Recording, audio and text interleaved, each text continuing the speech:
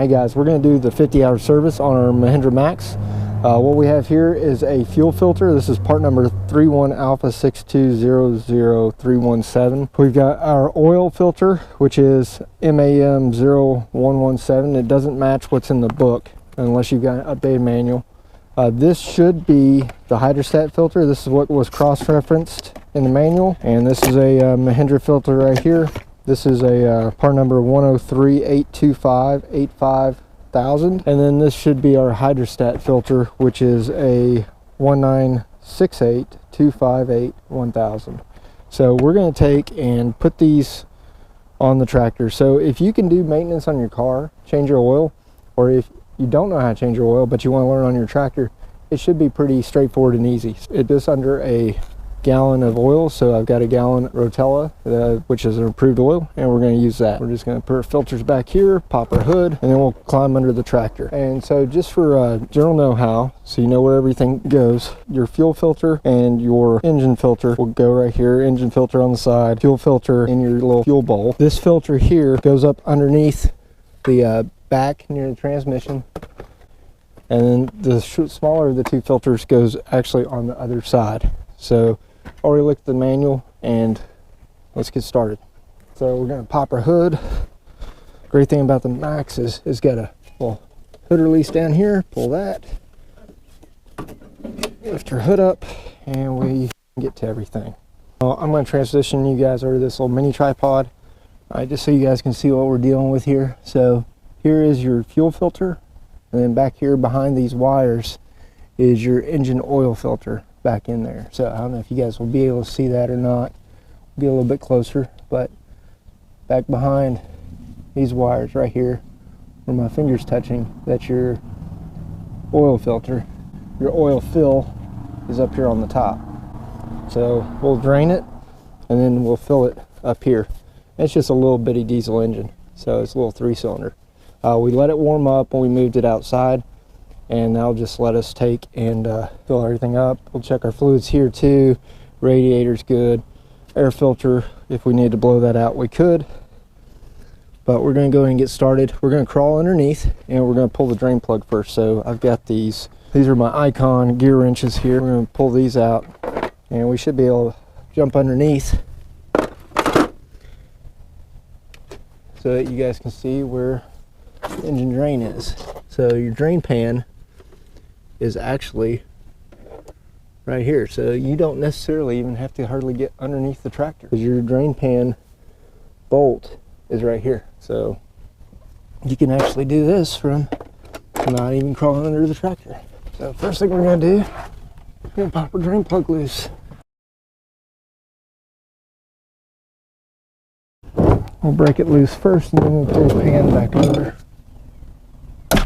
All right, that's loose. Pull our pan over. That's not bad at all.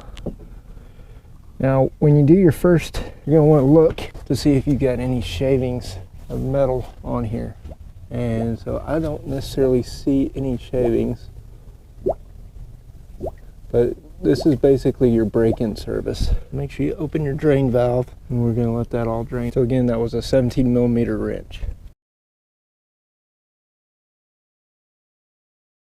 Alright, and if you need to, you can always come in with a little filter wrench like this. Flip it around like such. Some of these you can get a flexible handle on them. A pair of flexible pliers. It's the best. Alright, so we've got a wrench to loosen that. We're just going to take some rags, stick underneath that filter just in case it wants to dump oil everywhere. And it is. So we're just going to let that drain for a little bit. It's pretty much draining straight down. Okay. There's that. Let's see if there's any. I mean, the oil still smells good. Might have a few little metal particles in there. You don't want your tractor to catch fire. You see all the time where tractors have caught fire. So what you want to do is you want to make sure that you wipe down everything where the oil right there is where the oil filter goes. You want to make sure that it's nice and clean. It's dripping a little bit, which is to be expected. Now to prep our filter here, we're going to take first and we're going to remove this protective plastic. You'll make sure you don't get any of that down in the body. Alright, So after you do that, get your filter ready. You're going to take your oil. And in this case, we're going to use 15W Rotella. And we're just going to take and lube up our O-ring here. Lube up our threads. All right. Since this filter sits on its side, I'm just going to put it in. All right. So before we stick that back in, I'm going to wipe it down one more time.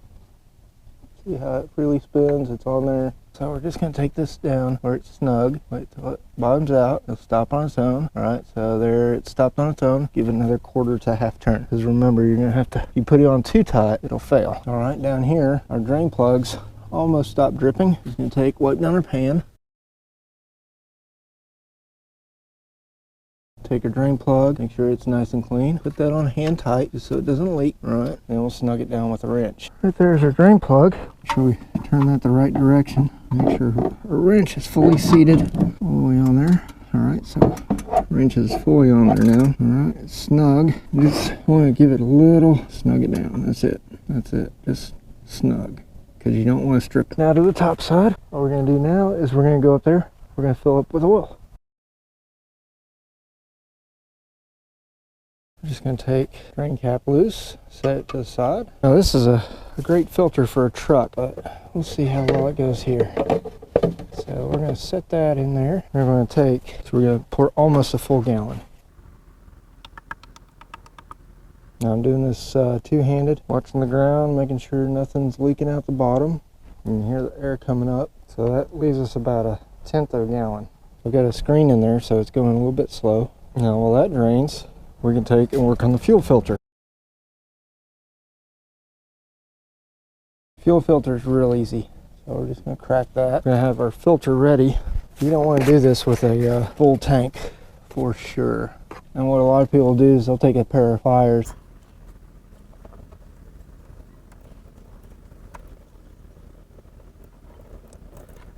Okay, take our cartridge out. The note on here, there's a couple of O-rings. You got an O-ring there, and you got another one that goes around here. So without damaging that O-ring, it's going to work this out with a pair of pliers. Okay. You see, there's really not a whole lot of dirt down there in that filter. That's pretty good. We're going to reassemble our other part. One important thing to note is for this one, there's this little bitty O-ring to pull out of your fuel filter. Now, for the new fuel filter, there's some grooves on the side, right here and right here. And so those go all the way around. Then you just simply push your new filter in there. We're going to reuse this O-ring because I don't know if the other one got lost in shipping or whatnot. I have one of these little hooks. You can buy these little hooks for a couple dollars at Harbor Freight. Just want to make sure you push that ring down in there. And lastly, your other O-ring here goes right inside your bowl. So you want to make sure that that other O-ring is not still stuck in there. And I'm pretty sure it fell out. For some reason this doesn't seat all the way. More than likely you got an O-ring in there. Now don't cross thread this because it's plastic. As you can see, it's a bit messy because it's pressurized. You're just going to go hand tight with that. Wipe that down, make sure there's no leaks.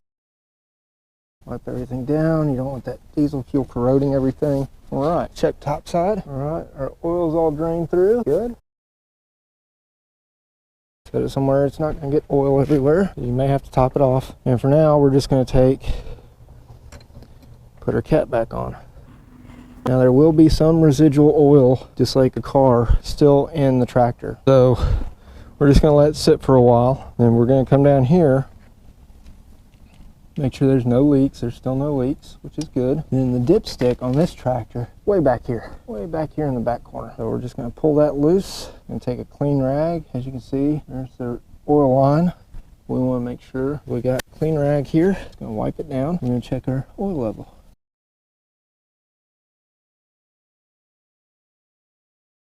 Really, right in there is where we're seeing it. We'll double check the manual, but so we're right between those two marks, so we should be good.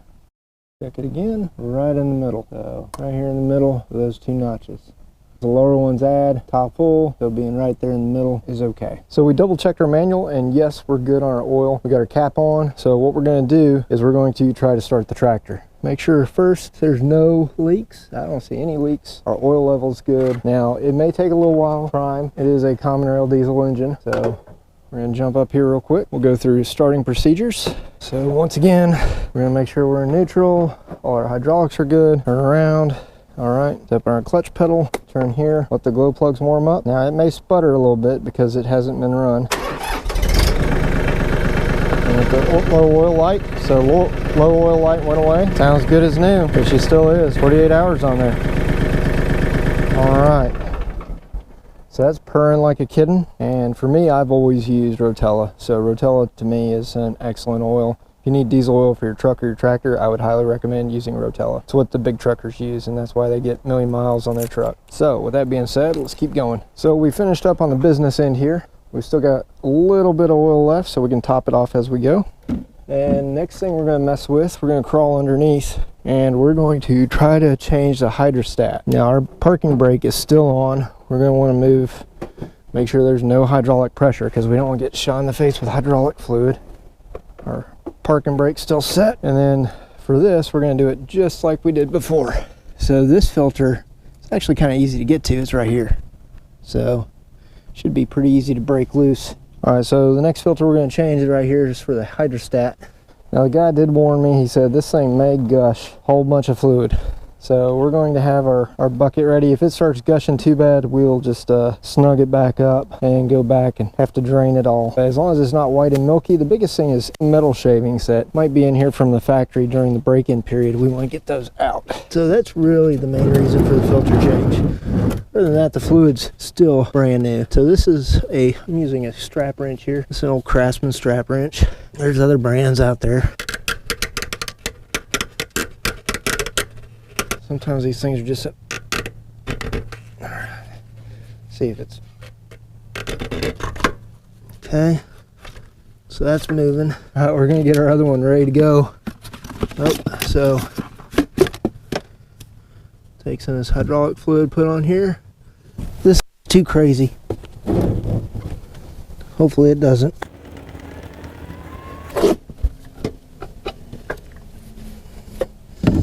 Put that one on. New one moved up.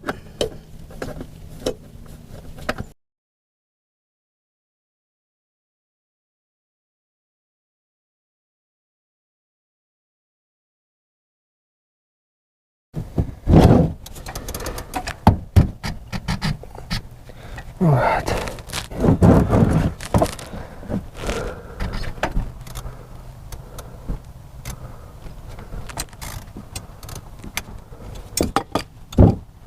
Our other filter's ready to go. So that part there is down. We don't want to spill that all over. Not too bad. Take our other filter here, and we're going to take your clear plastic part off. Lube that up nice and good. And we're going to take this, feed it through and up right behind these lines. There I go. And we'll just put this on. There it is. Kind of want to twist it, let it hang. And you're going to tighten it up hand tight. Now all of our filters are changed. Now if you wanted to completely drain it, all you'd have to do is back here. This is a drain plug. I don't know if you guys can see it or not. We'll rotate you a little bit. Here's the drain plug. As you can see, there's a little bit of fluid on there. We're going to snug that up while we're down here. We're going to use our strap wrench to just snug it up. I'd say that right there is a mission complete. All right, so that's larger than a 17. So that's probably a 19. It is. And we don't want to over tighten it, but we're just going to snug it up just a smidge. All right, that should keep that thing from leaking any. So anytime you find a little leak like that, or something that's dripping, potentially dripping, you don't want to over tighten it. You just want to snug it up. And if it leaks any more, well, some RTV. Last thing we're going to do here is check our dipstick for fluid. See how much fluid we lost? And it's definitely low. So probably lost half a quart. So my guess is we probably lost about 2 quarts of fluid. So we're going to take our funnel, stick down in there. We're going to take our Mahindra genuine tractor hydraulic fluid. We're going to pour that in there. So we're going to put a ½ gallon, because we probably lost about a quart each for those filters, plus what drained into the pan. All right, there's that. Get a clean rag, fluid level again. All right, we can see right there, it's about halfway. We're gonna add a little bit more because it will have to fill up those filters. So we used about half a gallon there. 2 quarts, two and a half quarts maybe. All right, it's right there at the full mark. So this is one of those things you check every time you use it. Put our cap back on our transmission housing here. It says oil, but that's really your hydraulic oil. That's for your hydrostat and transmission. So next thing we're going to do is just some general cleanup, wipe up any spills, and we're going to run it through the full paces. Alright guys, so last thing the dealer advised me to check here was the hydrostatic on the front axle. Check the fluid, see how it looks. He said if it looks murky, then yeah, you need to add more. That actually looks pretty good. Yeah, I can see down in there and it looks just fine. Looks like clear hydraulic fluid, so that is just fine. And then close that up. They said really, you shouldn't have to change that except for every 30 hours. Their sticker at that place was they really don't ever change there at the 50-hour mark. They change the filters. That's about it. So hope you guys enjoyed the 50-hour service on Mac. We're going to put her to work this next week.